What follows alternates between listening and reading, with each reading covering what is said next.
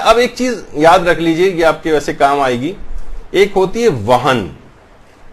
وہن توہین اسی سے ہی نکلا ہے. اس کے لغت میں اس کے معنی ہیں سستی، ضعیفی، ضعف، توانائی میں کمی، ناتوانی جس کو کہا جائے، کمزوری. یعنی کسی شے یا عمل میں کمزوری پیدا ہو اس کو وہن کہتے ہیں. وہن مذہب، مذہب میں کمزوری، توہین مذہب. توہین سے زیادہ جو ہے وہ استفتاحات کے اندر وہن کا لفظ استعمال ہوتا ہے، وہن مذہب کا سبب نہ ہو. اچھا، اب فقہاء نے الگ سے وہن کی کوئی فقہی تعریف تو بیان نہیں کی ہے، تو ہم وہ لغوی تعریف ہی کو لے کر آئیں گے. یعنی وہ عمل جس سے دین یا مذہب کمزور ہو رہا ہو. ایسی اگر آپ نے کوئی رسم کا اجرا ہوا ہے جس سے دین اور مذہب کمزور ہو رہا ہو، اس کو کہا جائے گا کہ یہ وہن مذہب کا سبب ہے. اچھا، ایک ہے توہین مذہب اور ایک ہے وہن در دین یا وہن در مذہب. یہ اس کے اندر ایک فرق ہے. وہن دین، دیکھیے، توہین کہتے ہیں تحقیر کرنا. اچھا، توہین کے اندر فاعل کا قصد توہین ہوتا ہے. مثلا اگر آپ کو کسی کی توہین کرنی ہے نا، تو آپ مثلا ایسا جملہ سب لوگوں کے سامنے کہہ دیا کہ اس کی توہین ہو گئی. یعنی جو فاعل، جو کرنے والا ہے، اس کا قصد توہین ہوتا ہے. توہین مذہب میں قصد ہوتا ہے توہین، اور وہن میں خواہ فاعل کا قصد توہین ہو یا نہ ہو، وہن ہو جاتا ہے. تھوڑا سا فرق ہے، اس میں لوگ کنفیوز ہو جاتے ہیں. دیکھیے، توہین میں جو توہین کر رہا ہے نا، اس کا ارادہ ہی توہین کرنے کا ہوتا ہے. جبکہ وہن میں، یعنی وہن میں ایسی توہین ہو رہی ہے کہ جس میں فاعل کا قصد ہو سکتا ہے توہین، ہو سکتا ہے نہ بھی ہو. یعنی میں نے ایسا کوئی عمل مراسم عزاداری کے اندر کیا کہ معاذ اللہ میرا ارادہ نہیں تھا کہ میں مذہب کی توہین کروں، لیکن خود بخود توہین ہو گئی. اس کو کہتے ہیں وہن. توہین میں فاعل کا ارادہ ہوتا ہے، یعنی جو کام کر رہا ہے کہ میں توہین کر رہا ہوں، اور وہن میں خواہ فاعل کا قصد توہین ہو یا نہ ہو. مثلا تعویذ. مثلا دیکھیے، تعویذ کے اندر کیا ہوتا ہے؟ عام طور پر قرآنی آیات ہیں اور اسماء حسنہ ہیں. مثلا اب لوگ اکثر یہ سوال کرتے ہیں کہ تعویذ پہن کر مثلا باتھ روم اگر جائیں تو کیا یہ جانا صحیح ہے؟ اس کے اندر آیات قرآنی بھی ہیں. یا مثلا ایک خاص اب اس قسم کے بھی دیکھیے تعویذ آنے لگے ہیں. مثلا بجلی کمانے کا، اس پہ بھی لوگ تعویذ بنا کے ڈالنے لگے ہیں. لیکن ویسے عام طور پر جس کے متعلق لوگ زیادہ سوال کرتے ہیں، اور یہ بہت مجرب بھی، صاحب اولاد ہونے کا عمل شیخ بھائی نے جو بتایا ہے، اس زمانے میں تو خیر ان کا ہم نے 900 عورتوں کو لیے تجویز کی اور سب کی سب صاحب اولاد ہوئیں، جو سورہ رعد کی آیت نمبر 31 کو کھول کر لکھیں. یعنی اس ایک آیت کو، اچھا یہ ابھی آپ اس پہ نہ جائیں کہ سب لوگ کیونکہ اس پہ ہمارا وہ نہیں ہو رہا لیکچر، تو اس میں اس کو کھول کے لکھ رہے ہیں. جیسے ولاؤ سے شروع ہو رہی ہے تو واو الگ کرنا ہے، لام الگ کرنا ہے، پھر واو الگ کرنا ہے، پھر انا ہے تو الف الگ، نون الگ وغیرہ. اس طرح سے لکھنا ہے. اور اس کے بعد اس کو ایک لفافے میں، ایک کاغذ کے اندر بند کر کے ایک عورت اپنے پہلو سے باندھ لے. اچھا، ابھی تک لوگ ہمیں فون کر کر کے بتاتے ہیں ہمارے یہاں 10 سال سے اولاد نہیں تھی، یہ تعویذ ہم نے استعمال کیا تو ہمارے یہاں اولاد ہو گئی، اور 5 سال سے نہیں ہوئی تھی اور ہو گئی. بہت ماشاءاللہ یہ بڑا مجرب تعویذ ہے جو شیخ بھائی کا. خیر، یہ اپنی جگہ پر لوگ اور یہ سوال کرتے ہیں کہ خواتین کہ ہم اکثر واش روم وغیرہ جانا ہے اور یہ پہلو کے ساتھ بندھا ہوا ہے، اور یہ مثلا سورہ رعد کی آیت اس کے اندر اس طرح سے، تو اس کے اندر بھی یہ کہا جاتا ہے کہ دیکھیے اس میں لوگ اگر اس کو یا قرآنی آیات کی توہین سمجھیں. اچھا، اس سے بھی، اس کے علاوہ بھی ایک سوال ہوتا ہے کہ بھئی ہمارا جو موبائل فون ہے اس کے اندر پورا قرآن ہے مثلا، اور اس موبائل فون کو ہمیں باتھ روم میں بھی لے جانا پڑ رہا ہے. تو کوئی بھی موجودہ معاشرے کے اندر بہرحال موبائل فون کو باتھ روم کے اندر لے جانے سے توہین شمار نہیں ہو رہی اس چیز کی. تو بہرحال اس لحاظ سے ان چیزوں کو لے جانے کی بھی اجازت ہے. لیکن اگر کوئی معاشرہ ایسا ہے کہ باقاعدہ کہ سب لوگ چلا پڑ رہے ہیں, چیخ پڑ رہے ہیں کہ ارے یہ تم نے کیا غضب کر دیے کہ اس تعویذ کو لے کے وہاں چلے گئے, تو اب توہین جو ہے نا ایک عرفی ٹائپ کی چیز ہے لوگوں کی, تو پھر ان معاشروں کے اندر اس کو احتراز کرنا چاہیے کہ اس طرح کی چیزیں نہ لے کر جائیں. لیکن جس معاشرے میں ایسا نہیں ہے, کوئی تعویذ پہن کے لوگ آرام سے واش روم جاتے ہیں آتے ہیں, لوگوں کو کوئی اعتراض نہیں ہوتا, ہو سکتا ہے ایک آدھ کو ہو تو اس سے فرق نہیں پڑتا ہے, لیکن بہرحال ان معاشروں کے اندر دیکھا جاتا ہے.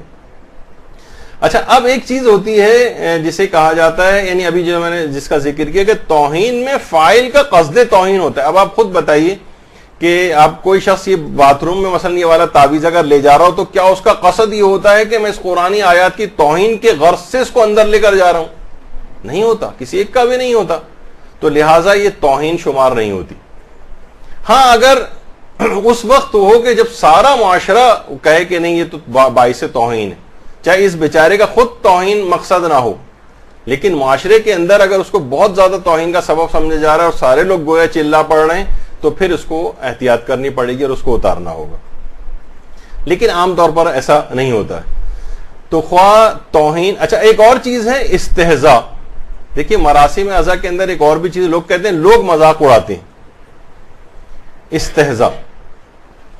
دیکھیے اس کے اندر ابھی تفصیل تو آپ کو خیر آگے چل کر ہم بیان کریں گے, لیکن استہزاء کو یا مذاق اڑانے کو غیروں کے, یہ علماء نے کہیں کنسیڈر نہیں کیا کہیں اس کو, کہ کہیں اگر کوئی شخص مذاق اڑا رہا ہے نا تو یہ توہین مذہب نہیں.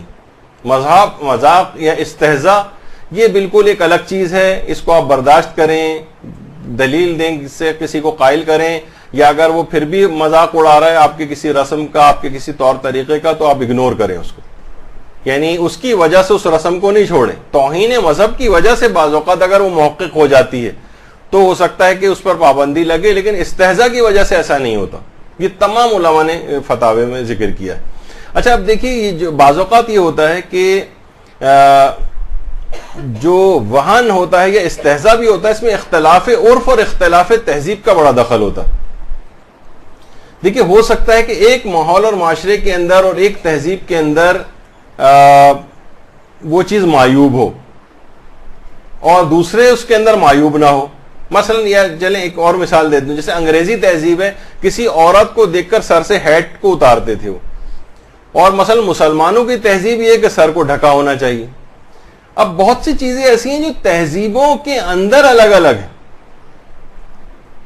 کچھ چیزیں, بہت سی باتیں ایسی ہیں جو ایرانی تہذیب ایران کے عرف میں ہیں, لیکن وہی چیز اگر آپ پاکستان کے عرف میں آ کر کرنا شروع کر دیں تو یہ تو یہاں قتل و غارت گری ہو جائے. مثلا کتنا آپ ایران کے اندر دیکھتی ہیں کہ لوگ بڑے آرام سے قبروں پر چلتے ہوئے جا رہے ہوتے ہیں, ہمارے ہاں تو تصور نہیں. اور خاص طور پر جبکہ کوئی اس طرح کے نام بھی اس کے اوپر لکھے ہوں, مثلا ایرانیوں سے پوچھو کہیں گے کہ یہ ان کا مقدس ہستیوں کا نام نہیں, اس آدمی کا نام ہے, تو اس لحاظ سے ہم چلتے ہوئے جا رہے ہیں. وہاں کے عرف کے اندر بہت کامن بات ہے, لیکن یہاں پر اگر ایسا ہو جائے تو یہاں تو لڑائی جھگڑے ہو جائیں. یعنی وہ چیز جو وہاں کے معاشرے کے اندر توہین کا باعث نہیں ہے, وہ آپ کے معاشرے میں توہین کا باعث. ایرانیوں کو آپ نے اکثر دیکھا ہوگا اور ان کے پاس ایک دلیل بھی ہے, وہ یہ کہ سجدگاہ مثلا رکھی ہوتی ہے زمین پہ, سجدگاہ ہے وہ ٹانگ سے مار کے اس کو دوسری طرف کر دیتے ہیں مثلا. یعنی اگر سجدگاہ کہیں رکھنی ہے تو وہ ٹانگ سے ہٹاتے ہوئے اس کو لے جائیں گے. آپ کے ہاں کتنا تقدس ہے. ویسے ان کا یہ ہے کہ یہ لکڑی کی مثلا سجدگاہ ہے جو, تو یہ کوئی مقدس چیز تو الگ سے نہیں ہے نا, یہ بس ایک لکڑی کا ٹکڑا, جیسے ریت کے اوپر سجدہ جائز ہے اور جیسے پتے کے اوپر جائز ہے, اس پتے کو آپ بہت حفاظت سے چوم رہے ہوں, نہیں وہ تو سجدے کے لیے تھا بس. تو اسی طرح اچھا یہ جو عام طور پر خاک کربلا وغیرہ کی ہوتی ہیں, کیونکہ اصلی خاک شفا تو اویلیبل بھی نہیں ہے کہیں کہ جس کی وہ سجدگاہ بنے. عام خاک ہوتی ہے, کربلا کی خاک بھی ہے, تو اس کربلا کی خاک پہ بھی تو آپ جوتوں کے ساتھ پیدل چلتے ہوئے جا رہے ہوتے ہیں وہاں کے روڈز پہ, وہ بھی تو خاک کربلا ہے. البتہ الگ سے کوئی توہین, تو توہین ایک عرفی چیز ہے. یعنی وہی اگر یہ مثلا یہ خاک شفا یہاں پڑی ہو اور کوئی زمین پہ ٹھوکر اس کو مار رہا ہو مسجد کے اندر, اور ایک ٹھوکر مار کے ایک طرف کر رہا ہو, تو یہاں پر تو لڑائی جھگڑا ہو جائے گا. اتنا زیادہ احترام اس کا اپنی جگہ کے اوپر ہے, حتیٰ کہ چاہے لکڑی کی سجدگاہ ہی کیوں نہ ہو, تب بھی اس کا ایک یہاں پر ایک سمجھا جاتا ہے. تو ایک عرفی چیز ہے. وہاں کے معاشرے کے اندر معیوب نہیں ہے اور یہاں کے معاشرے کے اندر بہت زیادہ معیوب ہے.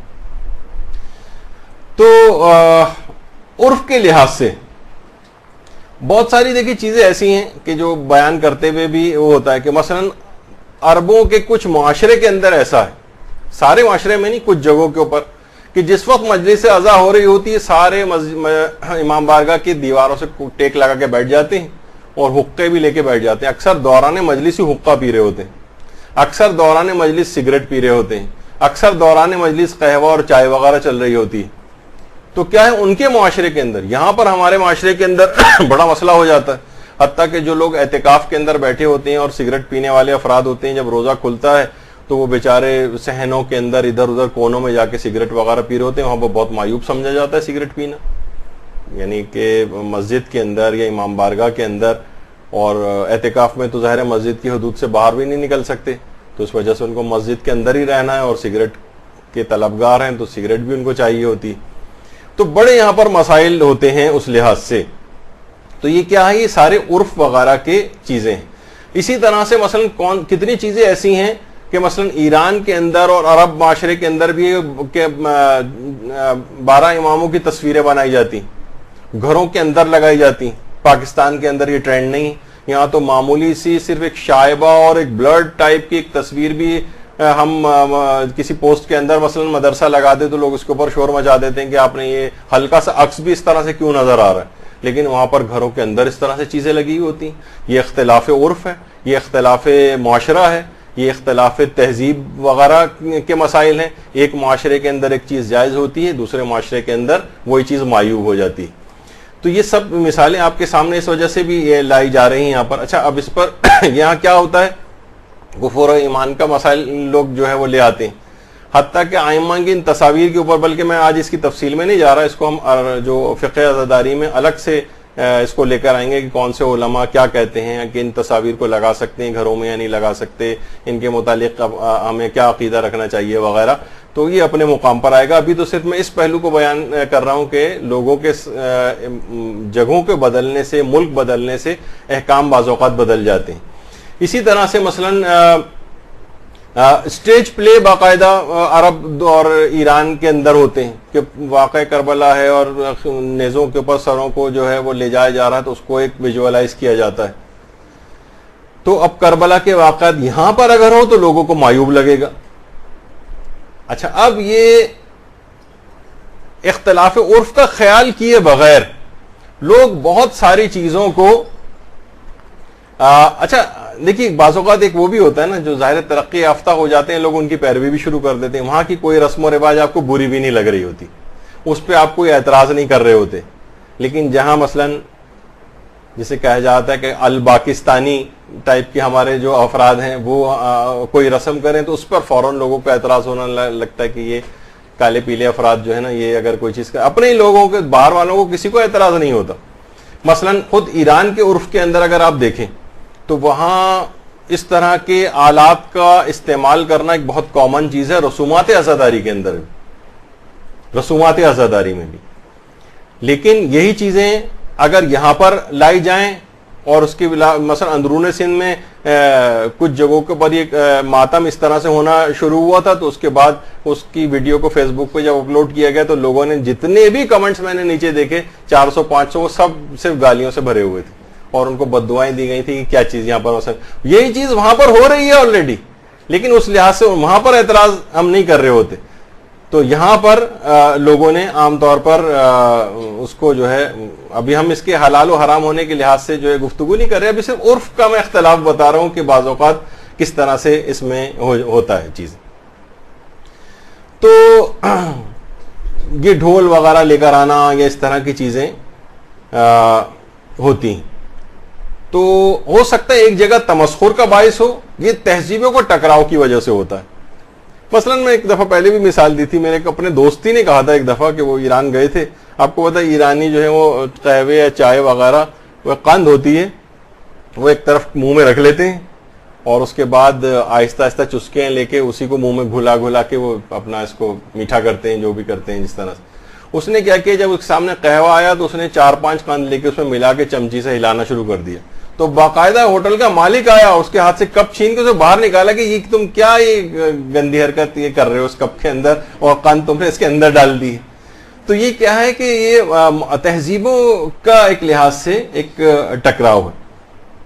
مثلا اگر آپ دیکھیں کہ افغانیوں کو آپ کبھی یہاں قریبی ہمارے یہاں الاسف اسکوائر ہے, کبھی وہاں پہ کوئی آپ دیکھیں بہت سے کس طرح سے وہ چاولوں کو اور ہاتھوں میں جس طرح گھچول کے جس طریقے سے مٹھی کے اندر بھر بھر کے کھا رہے ہوتے ہیں. کسی آپ کے سامنے یا کسی محفل میں آ جائیں تو لوگ کہیں بھائی اس کو باہر نکالو, کیا بدتمیز آدمی یہاں پر آ گیا. لیکن افغانی تہذیب یا اس کے اندر بہت سے معاشروں کے اندر اسی طرح سے کھایا جاتا ہے. وہاں بڑے بڑے افراد اسی طریقے سے مثلا کھا رہے ہوتے ہیں. تو کوئی چیز کسی معاشرے کے اندر ہو سکتا ہے قبی اور بری ہو, لیکن دوسرے معاشرے کے اندر نہ ہو. برحمتك يا أرحم الراحمين وصلى الله على محمد وآله الطاهرين.